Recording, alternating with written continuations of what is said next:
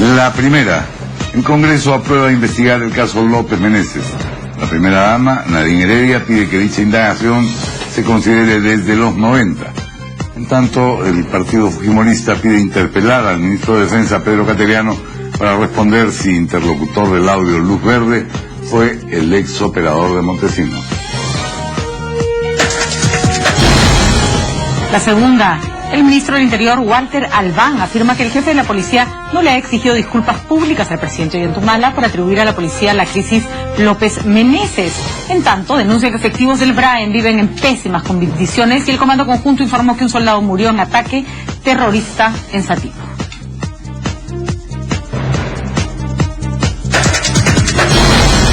La tercera, la Comisión de Constitución aprueba el retorno a la bicameralidad, por el cual el número de parlamentarios se dividiría en 100 y 60 senadores. Además, se consideraría la senaduría vitalicia para los expresidentes, hecho que fue criticado por Alan García. La propuesta será luego debatida por el Pleno.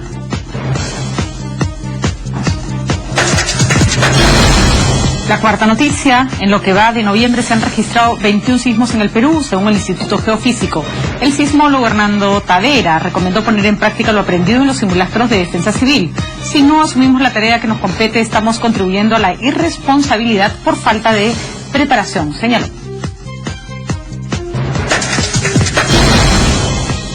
Y la quinta, un nuevo lapsus verbal pone en aprietos al presidente venezolano Nicolás Maduro, al decir que los capitalistas especulan y roban como nosotros, aunque sus detractores lo han considerado una confesión de parte en medio de la crisis económica que se profundiza debido a la escasez de productos básicos.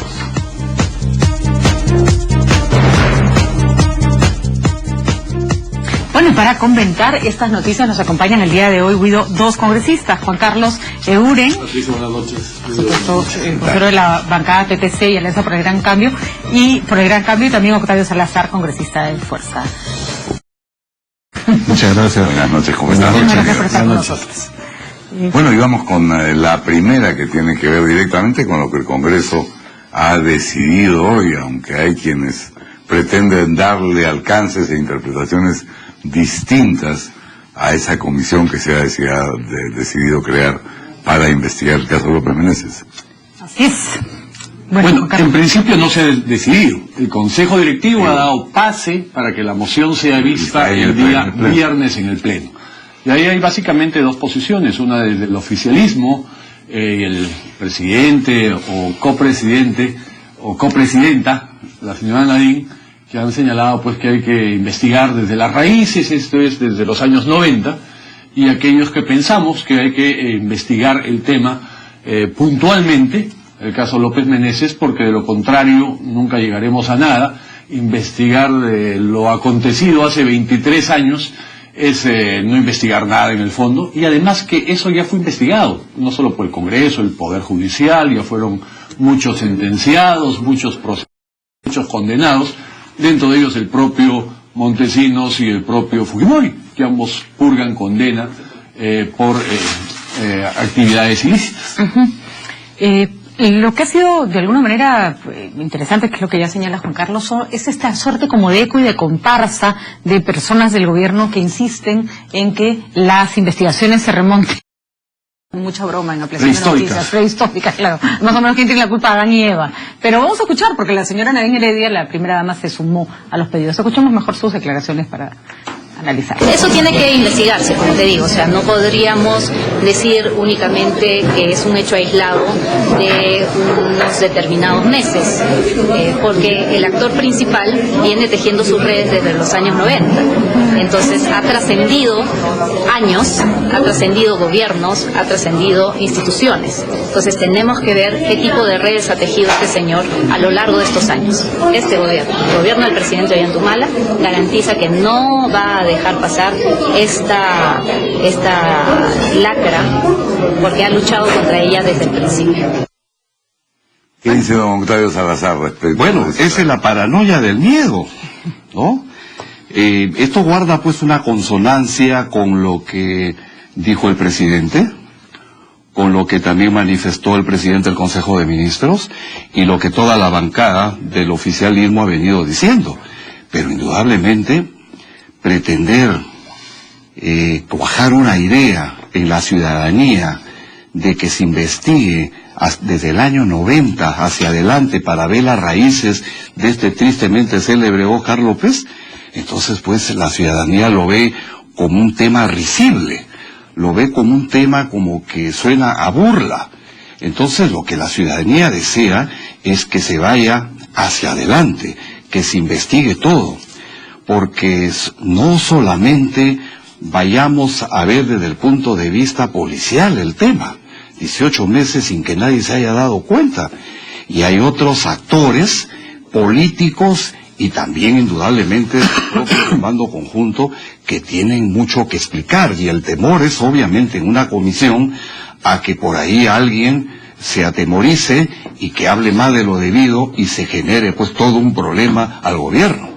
Yo pienso que el tema está allí y es por ello que ellos han salido rápidamente a querer generar una idea de esta naturaleza, pero creo que la sensatez es la que ha primado en el Consejo Directivo y en los grupos políticos, y que a las finales el propio oficialismo ha tenido que votar por esa moción a efectos de que el día viernes el Pleno, la majestuosidad del Pleno, sea quien tenga al final la última palabra con relación a esta comisión. Suena más a estrategia lo que está haciendo el gobierno con este discurso de recuerden que el montesinismo empieza en los 90, porque ponerse a investigar los orígenes del montesinismo no tiene mayor sentido. Además, ¿cuál es la noticia de que el fujimorismo tuvo durante mucho tiempo vínculos con Montesinos? O sea, no están gratuitamente presos Alberto Fujimori y Vladimiro Montesinos. ¿Sabes? A esas alturas no hay duda que la mafia montesinista se originó al interior del gobierno de Fujimori y convivió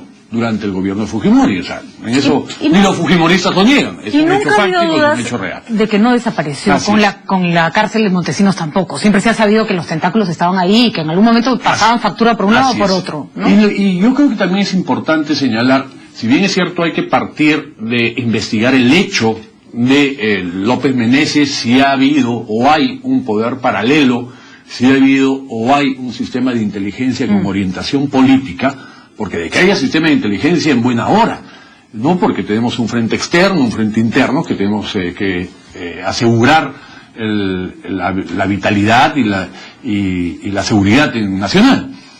Pero el problema es cuando un sistema de inteligencia tiene objetivos políticos. Seguimiento a líderes de opinión, seguimiento a periodistas, a políticos, y que a través de ese seguimiento se produzcan chantajes, amenazas, coerciones, etcétera. Sin duda es importante esa investigación y serán los propios miembros de la comisión los que le den la orientación y el alcance que quieran dar. Exactamente, Will. Eso es lo que se ha decidido. A eso me refería, si me permites, para pensar. Sí. Y si en eso se determina que sí hay, y además que tiene que es un tema de continuidad desde el gobierno anterior, se tendrá que retroceder al gobierno del APRA, ¿no? Pero no podemos pretender una investigación de 23 años. Porque lo que decepciona un poco, Juan Carlos, Octavio, es que alguien diga que la voz del audio en donde el ministro de Defensa dice haber recibido luz verde es la de López Meneses, entonces hay que interpelar al ministro. Cuando hay otros temas que merecerían que el ministro por lo menos dé explicaciones al Congreso. La compra de los aviones italianos C-27J en una licitación pública de carácter secreto, cuando se trata de aviones de transporte, y las armas se compran en licitaciones abiertas, merecería más explicaciones que si su interlocutor era o no López Meneses, me parece, pero ustedes... Bueno, la interpelación que ha visto el partido es ir por ese lado, porque él pide la luz verde, el ministro Cateriano, y a las finales habla con una persona y nunca se ha dicho quién es esa persona. Entonces ahí ha quedado eso en signo de interrogación, quién es esa persona. A las finales yo creo que esta es la oportunidad para saber quién era ese interlocutor. que creo y considero que es necesario saber con quién él conversaba y con quién estaban hablando casualmente de algunas visitas que había que hacer a algunos países y algunas adquisiciones que tenían que hacerse, ¿no? Ahora, claro que no todo puede ser secreto militar, como tú muy bien lo dices, Guido. No todo puede ser secreto militar, porque también hay situaciones que tienen que transparentarse, y si esto no obedece, digamos, y no cumple con la regla de lo que significa el secreto militar, y si se está haciendo, entonces es importante que también en su momento esa tenga que decirse y tenga que validarse, y que el propio ministro tenga que decirnos cuáles son esas adquisiciones que se han hecho y que guardan pues ese secreto de top secret, ¿no? Ese secreto que a las finales creo que es importante de que tenga que haber una transparencia y decirse la realidad de las cosas, ¿no?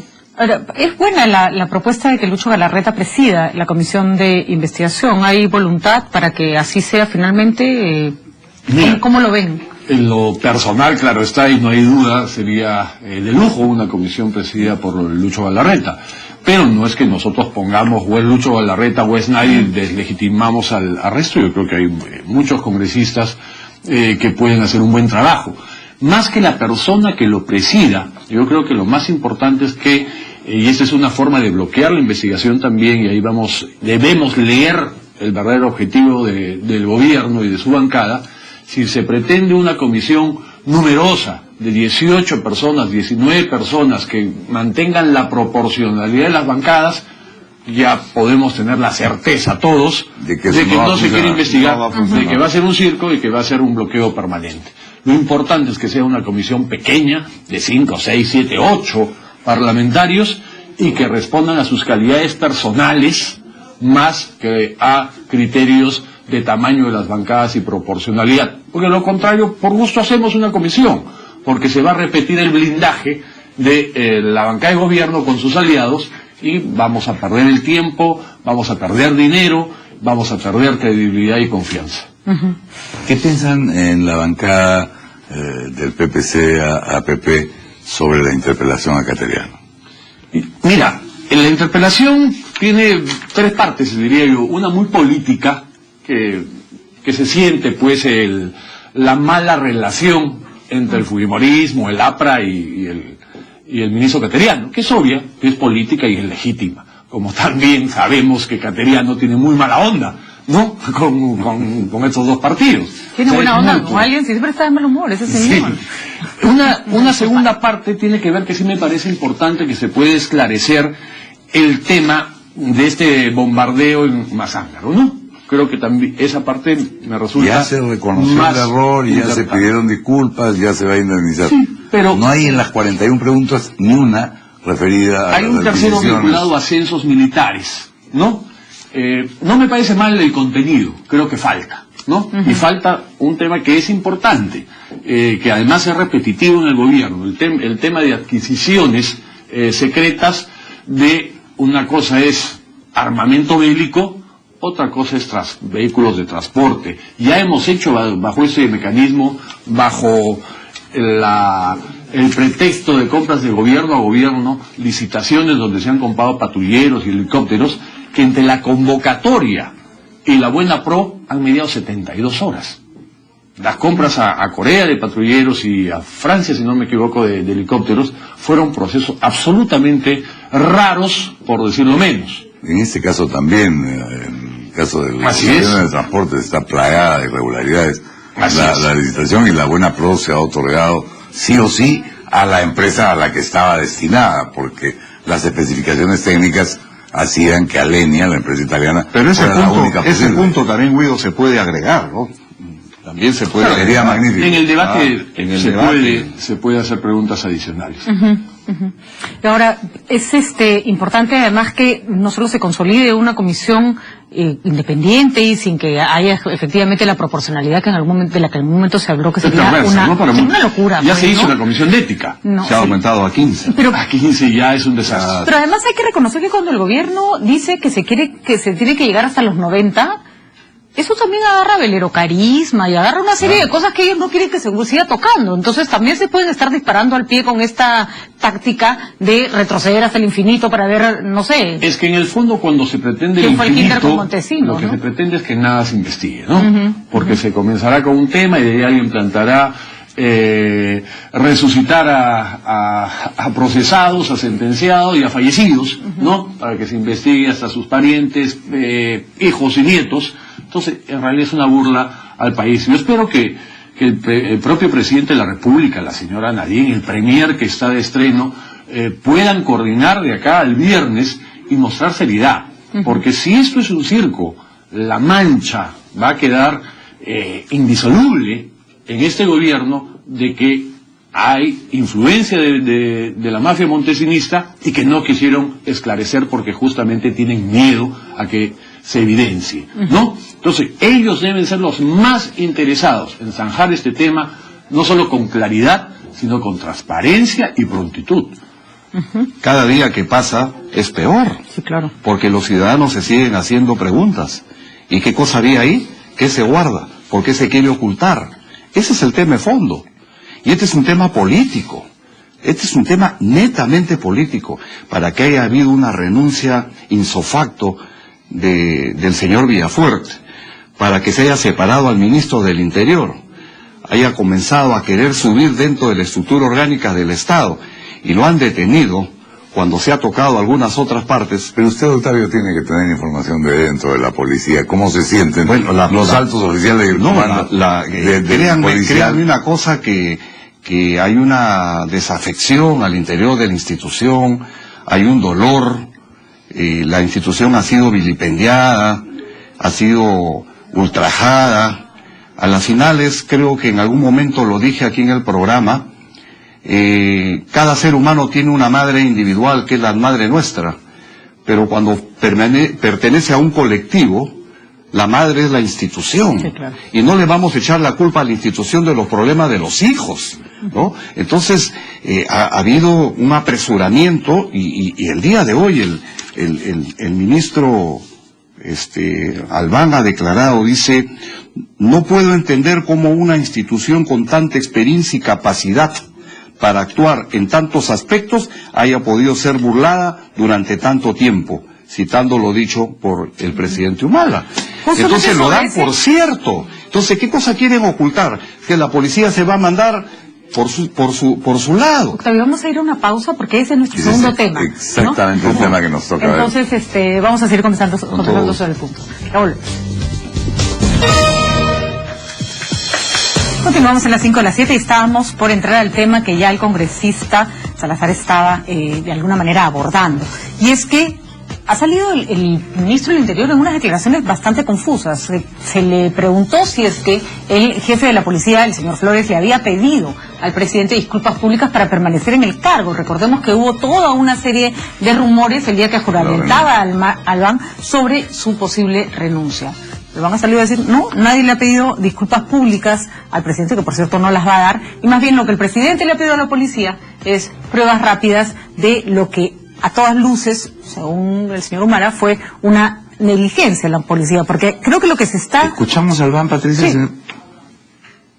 Lo que sí están exigiendo de todas maneras es las disculpas públicas. El presidente en algún momento lo va a hacer, él mismo. Perdonen, lo que les acabo de decir es que hemos conversado con el alto mando de la policía y el presidente y no ha habido ninguna exigencia en ese sentido. Ha habido más bien, creo yo, la precisión de cuáles son los alcances de las declaraciones del presidente.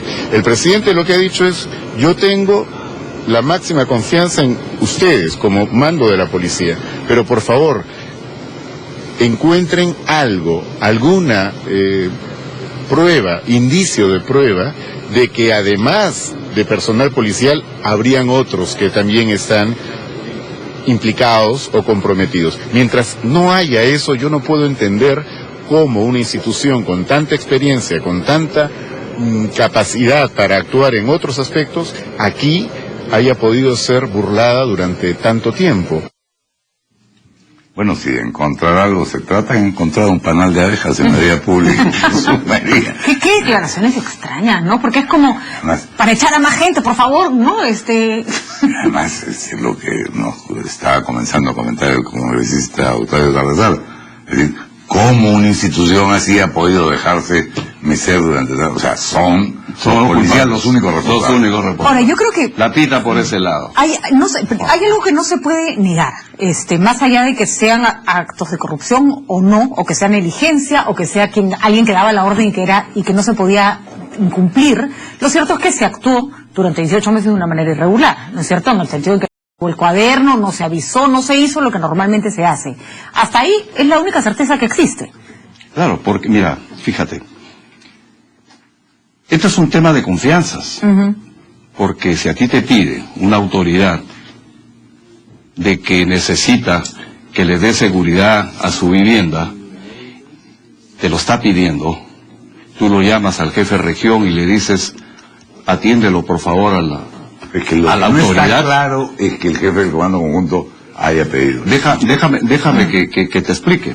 Entonces, ¿qué sucede? En base a esa confianza que se otorga a ello, un documento, que se ha debido regularizar, claro que sí. Esa es la falta. Es claro, se ha debido regularizar. Sobre todo después de tanto tiempo, Se ha debido ¿no? regularizar. Entonces, pero ¿qué sucede? Si fuese mentira lo que dice el general Salazar, él no hubiese ido a pedirle, a decir que le pregunten al jefe del comando conjunto, sino que él hubiese hecho algo a sus subalternos. Usted me ha pedido, usted me ha solicitado, yo le he ordenado algo a usted con relación a ese servicio. Pues no, yo no le he ordenado nada. Hubiese bajado hasta ese nivel. Y lo que ha hecho Salazar es decirle, hablen ustedes con el jefe del comando conjunto, él me lo ha dicho a mí, y los generales dicen lo mismo. Ahora, aquí hay algo, obviamente, aquí hay algo medio... Pero está claro que podrías, o sea, poniéndonos en odio esto de las especulaciones, pero en ese campo estamos. Si se ha conservado a Cueto, se ha sacado a todos los policías, es que a Cueto se le cree. ¿Por qué? No sé. ¿Qué pruebas tiene el gobierno? Obviamente, ¿no? obviamente. ¿Qué cosa habrá más allá que todavía no Pero no también descubrimos, ¿no? también es probable que no esté mintiendo ninguno, pues. O sea, también es probable que Salazar haya sido embaucado. Y el alcalde. Ese señor no me da mucha confianza, pero ya... Hay un documento oficial, formal. Pero el documento no que a es... Cueto, ¿no? Al comando conjunto. Al comando conjunto Howell, que cuando manda... el jefe era Howell. Además que manda el alcalde. Sí. Mira, Y que... como dices, Patricia, hay mucho por Y ya, yo también te puedo especular. mandar un documento ¿No? a ti y no sabes si te llegó. O sea, Pero- eso no prueba... No digo que no es un indicio importante, pero no son pruebas determinantes de nada. Claro, yo creo que hay dos escenarios. Uno, ha habido un servicio absolutamente irregular, Y por eso se van los policías. ¿correcto? ¿no? Y en eso no hay discusión. Durante 18 meses. El último director de la Policía Nacional que se siguió prestando este servicio irregular sigue en el cargo. Sigue en el cargo es Flores, ¿no? Desde mi punto de vista, por acción u omisión, Claro, sí, tienes sí. que saber que se te están tortugas, ¿no es cierto? Y el mismo caso del jefe del comando conjunto. Durante su mandato, durante su gestión, durante su responsabilidad, se continuó dando este servicio irregular a nombre de él. O sea, ¿dónde está el servicio de inteligencia? Por favor. Ya. Acción u omisión, ¿no? O por torpes o por lo que quieras. Ese es un primer escenario, y que es el campo de las responsabilidades políticas que hay que asumir. Ahora, la comedia del presidente y su ballet, ¿no? De sus ministros, etcétera. Que investiguemos hasta... Sale el presidente y saca a 4 generales, 2 comandantes, o sea, saca a todos. Y asume y decide que ellos son los responsables de corrupción. Y después de eso, de tomada la decisión, le pide ahora al director de la policía que investigue. Que hagan más pruebas. O sea, primero ha sentenciado y después está pidiendo que A mí se me investigue. discreparía, no porque me interese defender, sino porque cuando le he preguntado al presidente, se le hemos preguntado al presidente cuando ha dado declaraciones, ¿por qué lo saca? Lo saca por el acto irregular. No lo saca porque sean culpables de corrupción. Esa es una cosa que la investigación nos ha sacado por el acto irregular. En todo caso, el acto irregular que hay que ver tomar una porque decisión sí, tiene no que puede investigarse. O sea, el acto tampoco irregular se pueden quedar. el acto irregular no es etéreo. El acto irregular es una persona o unas personas han cometido actos irregulares. Todos estos Pero no señores es han mandado a sus irregular, patrulleros sin seguir es los ilegal. procedimientos irregulares ya. Este es un tema ilegal. Irregular es una falta, es un tema ilegal, es un delito. Absolutamente Está precisa.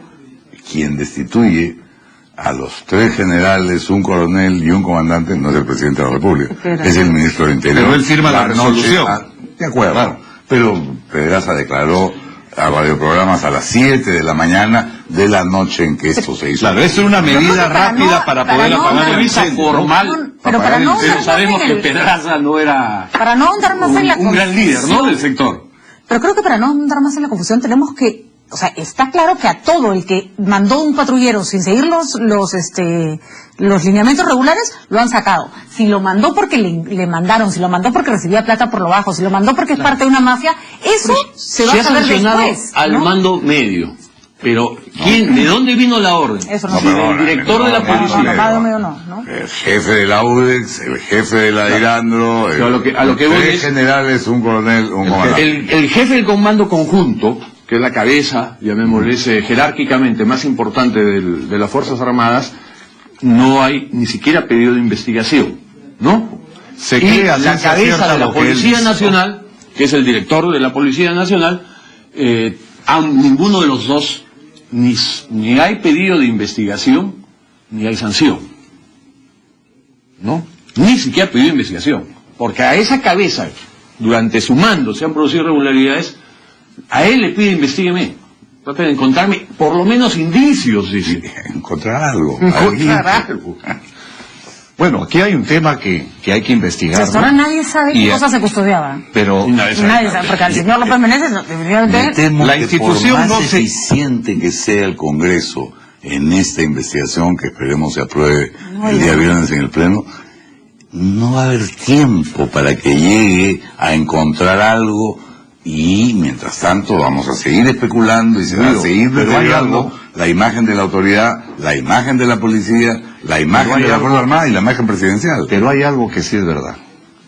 Cuando empieza una investigación y le pregunten a alguien, y ese alguien querer tapar esto, y que mañana, sabiendo él que mañana pueda esto descubrirse, ¿cómo va a quedar esa persona? No, y ese delito Ahí está el puede ir es preso. un delito. Ya, o sea, Aquí está nadie claro va a que la querer com- quemarse, y ese es el temor que se está tiene. claro que la investigación El es- temor es aquí no es un necesaria. asunto de formalidad policial.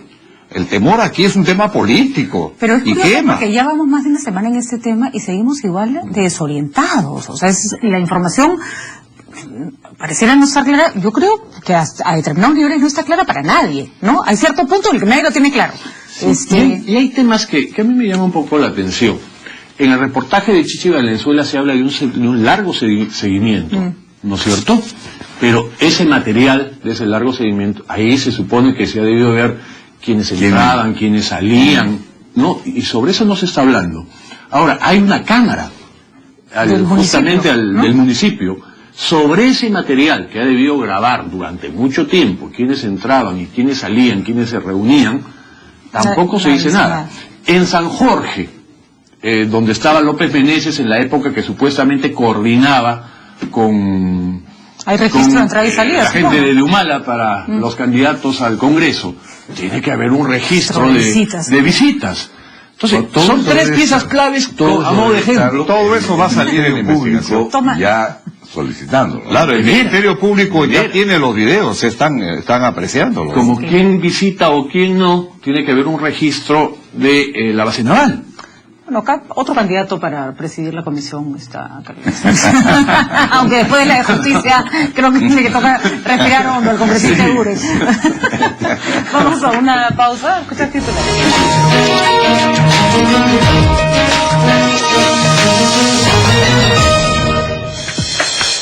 Bueno, en todo caso, hoy ha sido un día donde el Congreso ha tenido un protagonismo, diríamos, de carácter positivo, porque se ha, a nivel de Consejo Directivo, aprobado esta comisión investigadora que parece indispensable y ojalá salga en los mejores términos, y se ha aprobado también, cosa que seguramente va a originar debate, pero que la mayoría de analistas políticos que piden una reforma del sistema electoral peruano apoyan y aprueban, que es el retorno a la bicameralidad. Aquí tenemos representantes acá sí no vamos a coincidir. Aquí sí no van a coincidir. A ver, comencemos con Juan Carlos para que nos diga qué es lo que sucedió hoy y qué es y en qué términos se ha aprobado el retorno a la bicameralidad. Pondría un poquito un marco más amplio, Guido, si me permite rápidamente. Todos los peruanos, sin excepción, seamos políticos o no, periodistas o no, ciudadanos de a pie, como se estira decir, creo que todos estamos insatisfechos con el sistema político, ¿no? Todos. Unos en mayor medida que otros, pero todos estamos insatisfechos. Y todos sentimos la necesidad que hay que hacer cambios, porque el sistema político no da para más, ¿no? Está agotado. Tenemos que refrescarlo, renovarlo, mejorarlo significativamente. Y eso implica dos elementos. ¿Qué modificaciones institucionales hacemos? ¿Y qué modificaciones, lo importante siempre en toda organización, de capital humano? ¿Cómo hacemos para que ingrese mejor gente? Lo cierto son los dos factores. Dentro de esa reforma, que es un paquete, no porque ponemos un sistema bicameral resolvimos los problemas del sistema democrático. No, esa es una pieza, pero hay que debatir eliminación del voto preferencial, el voto libre, ¿no? o no obligatorio, el fortalecimiento de la democracia interna en los partidos, control en los partidos políticos para que no haya penetración de corrupción, más reducidos eventualmente, distritos electorales más reducidos, y en fin, el tema de financiamiento público, todo un paquete normativo que es importante. Dentro de esto es una pieza clave, sin lugar a dudas, es el Senado. ¿Por qué el Senado? No vamos a descubrir la pólvora. En el mundo, todas las democracias referentes, importantes, significativas, son mayoritariamente bicamerales, ¿no? Y sobre todo en países como extensos, territorialmente, diversos y que tienen población significativa. ¿Dónde hay sistema unicameral? En autoritarismos, normalmente, en pequeñas autocracias, en países muy pequeños de población, ¿no?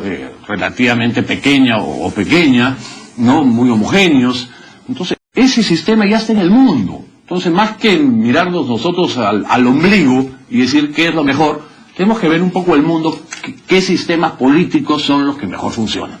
Y sin lugar a dudas, los sistemas bicamerales son los referentes en sistemas democráticos.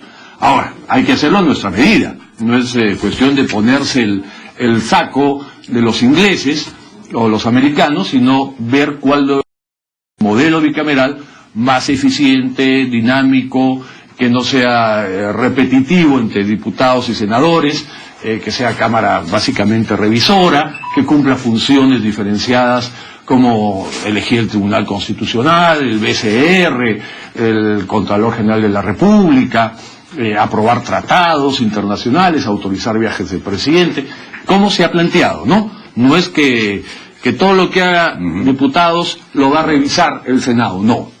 Y uno de los factores claves, por ejemplo, en los últimos 5 años que tuvimos sistema bicameral, el Ejecutivo observó 25 normas aproximadamente.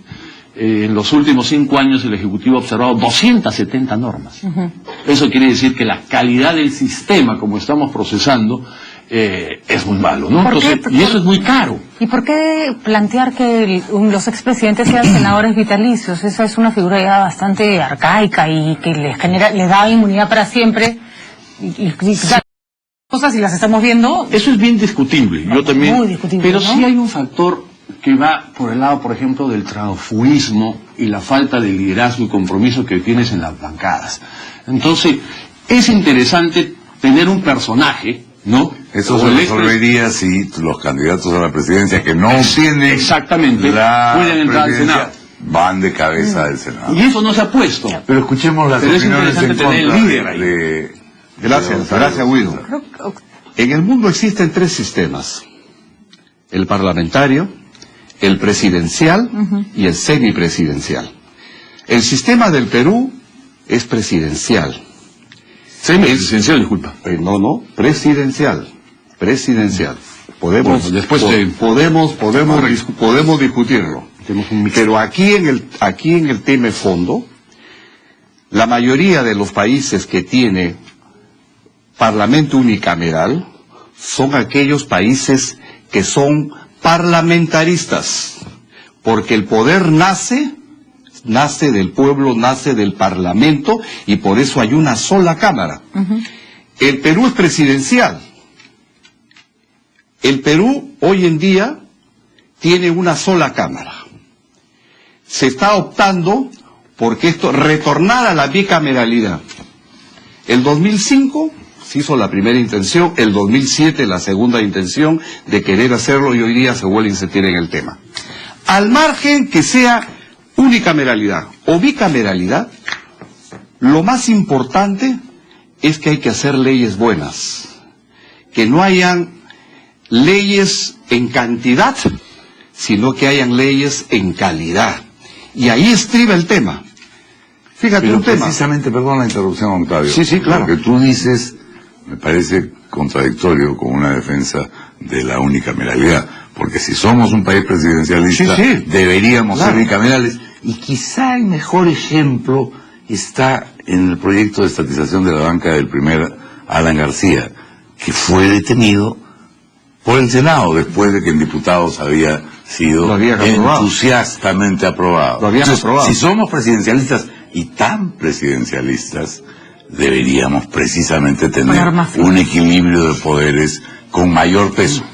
Cualquiera fuera, te digo yo, las cámaras, cualquiera fuera uni o bicameralidad, tenemos que llegar nosotros a tener buenas leyes y que funcione. Entonces, y que haya representatividad en el Congreso. Mira, fíjate. Octavio, entonces no hay de plano una negación o una negativa a la bicameralidad. Bueno, te estoy diciendo yo mi punto de vista. O sea, no es una posición de bancada. No es una posición de bancada. La posición de bancada es que sea unicameralidad. Nosotros obviamente este tema lo vamos a discutir, cada uno da sus puntos de vista, y si a la final le llegamos a una votación y gana la unicameralidad, bueno, todos tenemos que apoyar lo que dice la mayoría, porque somos un partido nosotros disciplinado y que tiene las cosas muy claras.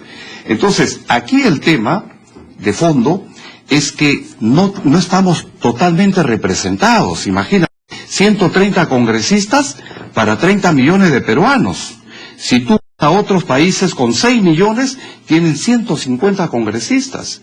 Entonces, aquí el tema estriba en que tenemos que hacer una reforma, no ir a la proporcionalidad, sino tenemos que ir necesariamente a los distritos uninominales.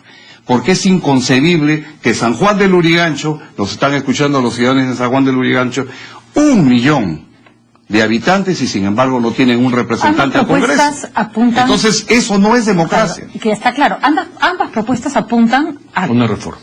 Sí, pero además lo que va a ver la gente desde su casa es más congresistas, más parlamentarios, ya sea en 2 cámaras, ya sea en una con mayor más atomización. Perdónenme, porque en ese sentido la bicameralidad anterior al 92, a la Constitución del 93, era más barata que la unicameralidad actual. No es tanto un tema de dinero, creo, porque si va a costar, pero va a ser eficiente, que cueste, ¿no? Porque los organismos que cuestan, que son eficientes, por eso no los desesperan, sino está tan desprestigiada la política que cada vez cuesta más trabajo conseguir cuadros. Vamos, o sea, ustedes son una buena excepción en el Congreso, pero son la excepción. Después, de repente aparecen unas personas que nadie sabe quiénes son. Los distritos uninominales permiten al elector tener una relación más directa. Más directa, sí, ¿no? Pero el problema es quién se va a presentar, de dónde van a sacar los partidos políticos cuadros como para tener una cámara alta, ¿no? Es el tema del huevo y la gallina, ¿no? O sea, si no hacemos las reformas, esto va a ir peor y peor y peor. Así como cada 5 años esperamos tener un mejor Congreso, según mucha gente o la mayoría, cada vez tenemos un peor Congreso. Y esto va a continuar si no damos un golpe de timón. Y basta... No, mejor no, la palabra golpe. No. Okay. Entonces, miremos en Sudamérica, Chile, Colombia, países referentes, bicamerales. Miramos el éxito en el norte, Estados Unidos, Canadá, bicamerales. Miramos Europa, los países más relevantes y exitosos, Alemania, Inglaterra, bicamerales. Entonces, por ese lado, lo que debería quedar... Yo les quiero comentar un hecho en el Parlamento español. Estuvimos conversando con diputados y senadores españoles y les hablamos nosotros de la posibilidad que estaba empujando un sector del Parlamento de ir a la bicameralidad. ¿Y cuál fue la respuesta que ellos nos dieron? Mientras ustedes quieren ir a la bicameralidad, nosotros queremos ir a la unicameralidad. Y le dijimos, ¿por qué? Porque todo se entrampa. Esa fue una respuesta. Y ese es un tema que también tenemos que ponerlo dentro de la balanza para poder tomar una decisión, ¿no? El tema de costo me parece importante, si me permites, algo que a veces no se dice. Hace 10 años el Congreso representaba el 0.9% del presupuesto nacional. Ojo, 0.9. Hoy el Congreso representa el 0.4 del presupuesto nacional. A veces cree que el Congreso es una institución muy importante como peso presupuestal. En los últimos 10 años ha pasado de 0.9 a 0.4. Pero esas son las engañosas, pues, Juan Carlos, porque en 10 años hay mucho más plata, pues. 0.4 es mucho más que el 0.9. 4 veces más. Olvidémonos. No, esa es una trampa. No, Patricia, olvidémonos de los ceros. ¿Cuánto representa el costo del Estado? Que cuando veo, por ejemplo, a la señora esta robacable, claro, si le pagaran un sol, me parece que es una botadera de plata. De acuerdo. Perdón. Pero mira lo caro que es, por ejemplo, que tengamos 270 leyes que son un mamarracho, que se aprueban y que todos los agentes económicos piensan desde que se van a aprobar. No, todo lo que se retrae, porque saben que no va a haber un filtro, ¿no?, que pueda corregir y modificar. No digo que tenemos sean un montón caros de por esas la leyes cantidad de que están plata ahí que dando se gasta. vueltas. Creo que son caros en la virtud de que esa plata no se refleja en resultados que ayudan a la población. No sé. Es la diferencia entre caro y valioso. Exacto. Creo que no es caro, pero tampoco es valioso. Nosotros le vamos a salir caro a RPP, si no nos vamos a una pausa, ya volvemos.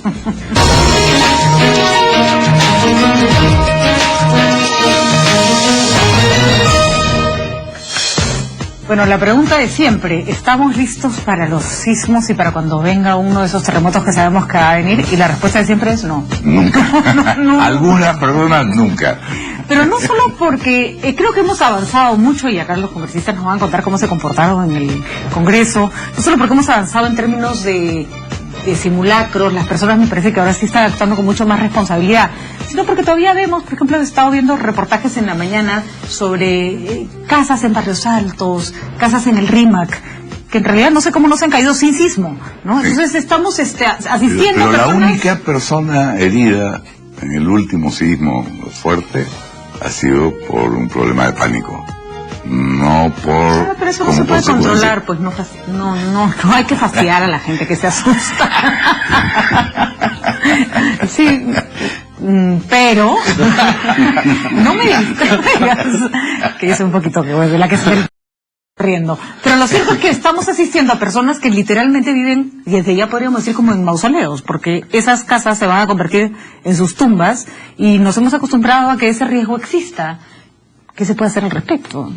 Sí, eliminar el riesgo imposible, ¿no? El riesgo, y por más preparación que psicológicamente un ser humano pueda tener cuando se produce el hecho real, el miedo, el pánico, finalmente nunca sabes cómo vas a actuar, porque cuando sabes que es un simulacro, no hay pánico, pues, no hay miedo, hay responsabilidad, ¿no es cierto? Hay responsabilidad en actuar, la ruta, el camino sin correr, pero no estás afrontando el pánico ni el miedo real. Incluso en el simulacro siempre te da un poquito de risa, ¿no? Salen así como... Sí, tema que no está bien, ¿no? Debe ser un tema muy serio, sí, pero en la medida que más se evidencie y se practique, vamos a actuar mejor en el momento.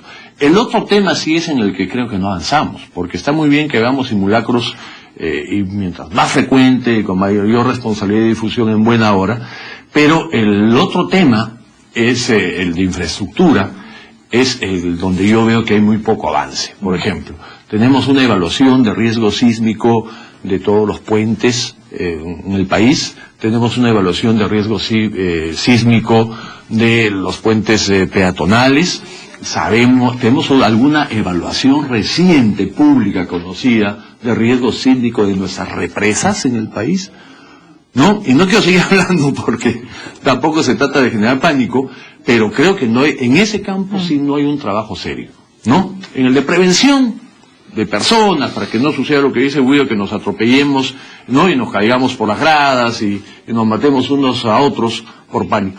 Pero en el riesgo de infraestructura, evaluación de infraestructura, creo que y cosas tan sencillas como que, por ejemplo, la alerta de tsunami en otros países se pasa por celular, por mensaje de texto. Tenemos acá se nos cae la red inmediata, ¿no? Bueno, el tema preventivo, yo creo que sí, con tantos ejercicios que se han hecho en la mañana, en la tarde, en la noche, creo que hay un poco de práctica de las personas.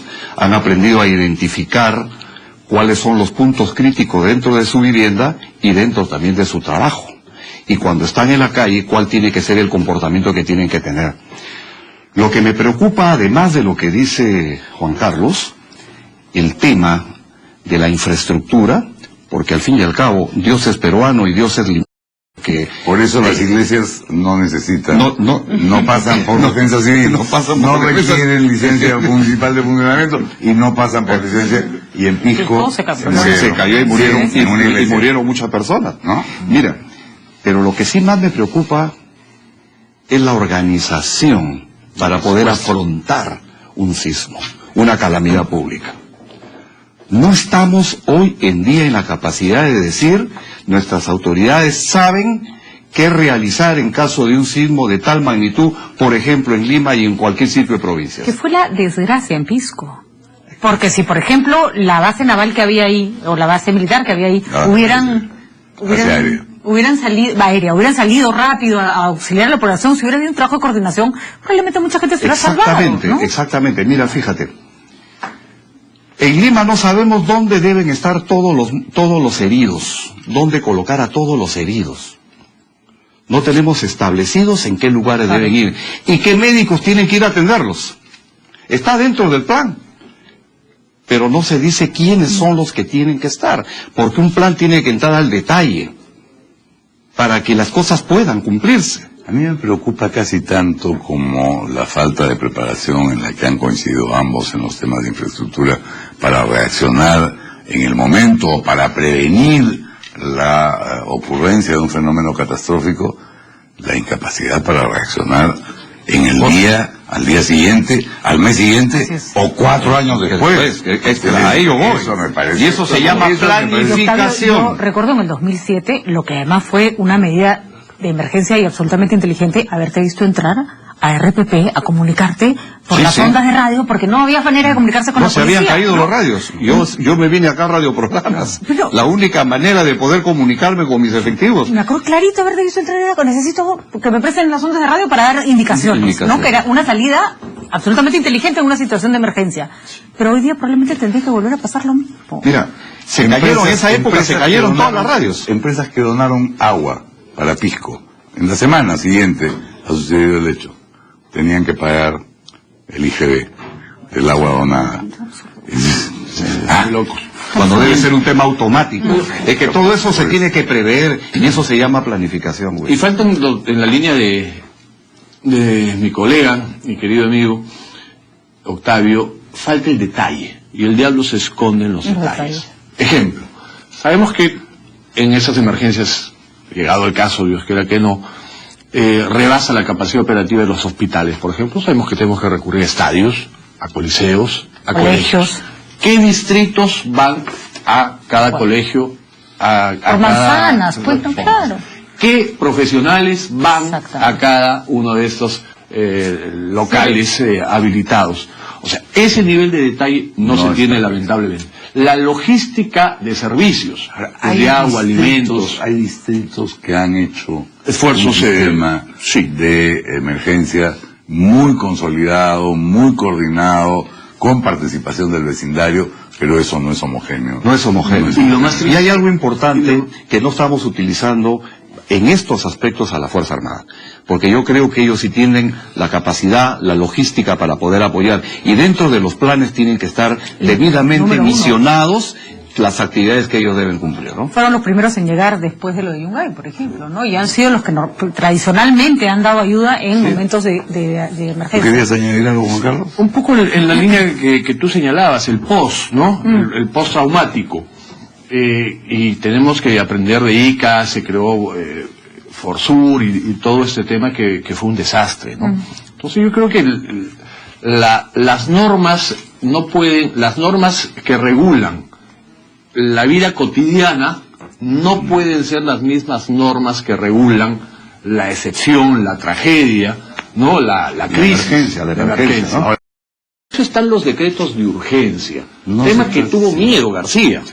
No se trata de ser excesivamente optimistas, pero el hecho de que durante el mes de noviembre se hayan registrado 21 sismos debería, de acuerdo a la teoría científica, ser más bien un alivio, porque se va soltando la tensión, que si se acumula se va a soltar. No es la tensión política, ¿no? No, a mí me pone, perdón, pero es que Dios también se estresa en Navidad, ¿eh? Porque siempre por el diciembre hay unas catástrofes en el mundo, pero a nosotros no nos va a tocar porque, como acá dice Octavio, Dios es peruano y limeño. Vamos a tenemos el Señor de los Milagros y la mamita Chapi. La mamita Chapi, el Señor de los Temblores. Pero el quinto tema, Maduro ya es, pero de psicoanálisis, ¿ah? Sí, bueno, ya Maduro, su lapsus ha sido francamente revelado, ¿no? ¿Tenemos declaraciones? Sí, vamos a escuchar, por favor, ¿sí? Para despedirnos, sí. Ha hablado su subconsciente. Ha hablado su subconsciente, o el pajarito, no sabemos. Esos comerciantes que ustedes conocen son tan víctimas del capital, de los capitalistas que especulan y roban como nosotros. La cara de todos los que están alrededor suyo lo miran así, como diciendo, ¿y esto? ¿Y ahora qué hacemos? Aplaudimos, nos corremos. Le traicionó el subconsciente. Ahí han retrocedido un poquito, han dicho, ¿cuáles nosotros? pero de verdad debería preocuparnos. Nos reímos porque es inevitable. Por solidaridad con el pueblo de Venezuela, porque ¿no? el pueblo de Venezuela está sufriendo. No se merece. Temo que va a seguir sufriendo todavía durante muchos meses a un dictadorzuelo de esta calaña, ¿no? Sí. De verdad que yo creí que de quinta, ¿no? Esta es la típica frase que la vamos a escuchar miles de veces a lo largo de los años y siempre vamos a creer que se trataba de un mito urbano. Sí. Y no, pues sí, la dijo, tal cual. Es como... Pero tiene otra, tiene la multiplicación de los, por decir panes, ha dicho de los penes. Sí, claro. Y tiene otra. Lo culpa al hombre araña por la violencia.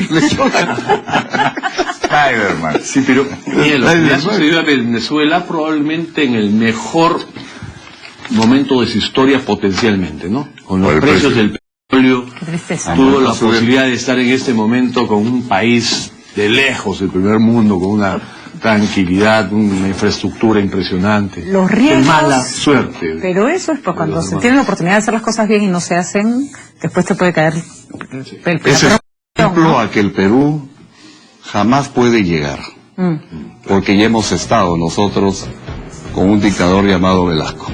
No podemos regresar. No podemos regresar. Nos ocurren varios ejemplos. Nos ocurren varios ejemplos, así que mejor nos despedimos. Agradeciendo mucho. Un buen día. Y que el viernes otra vez sea un día de protagonismo positivo del Congreso. Buenas suerte. Muchas gracias y felicitaciones por la jornada de hoy. El presupuesto aprobamos. Nosotros nos despedimos hasta mañana. Hasta mañana, amigos.